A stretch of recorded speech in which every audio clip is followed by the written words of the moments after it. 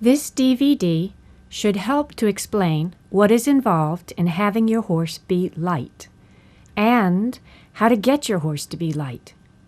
To be light, the horse will have to have self-carriage and self-impulsion. If you are driving him with your legs to keep him going and holding him in position with your reins, that would not be light. To be light, the horse will have to have some degree of collection, because he cannot balance our weight and be light on his feet and responsive to subtle aids without collection. So this DVD explains a system of training that will lead to the kind of posture the horse will need in order to be able to do the upper level movements without force, as seen in this passage. We start with getting the jaw soft, get the position of collection, that is to say, the balance we need, and then add impulsion, a little at a time. We work the various parts of the horse and then put it all together, rather than trying to put everything together in forward gaits. In this way, we come to great impulsion through the horse's willing desire to go, because he feels balanced and safe. The system of training that I am talking about was developed by Francois Baucher, who lived from 1796 to 1873. It was brought to the United States by Jean-Claude Vassonet, and he was its main proponent for many years.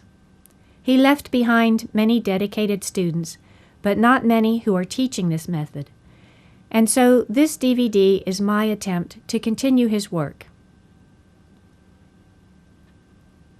I feel it is so important to keep this incredible horsemanship alive, because it is such a smart, fun way to ride, and the horses love it.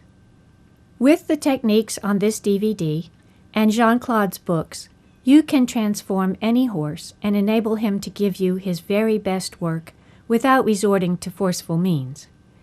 As you can see with this quarter horse, who is able to make an enormous change in his posture just through the release of the jaw.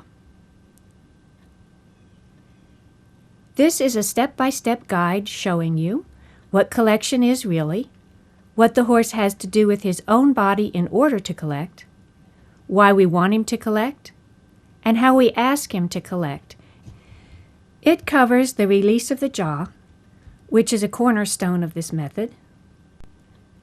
It goes into ground exercises to help the horse learn the posture of collection before we put our weight on his back.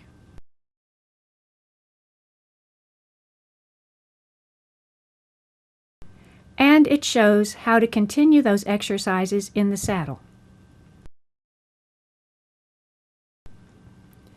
It also covers techniques for the rider to improve seat, feel, and timing. It is an in-depth study of the aids, including the fixed hand that doesn't pull back and the release of the aids, which leads to the tucking under of the pelvis, as you can see here, and the raising of the forehand, which is so important to lightness. With this sort of training, you can take a horse like this, who is traveling downhill with stiff hind legs stuck out behind, and teach him to lift his forehand and bend and carry with his hind legs, even to the point of developing a little piaffe.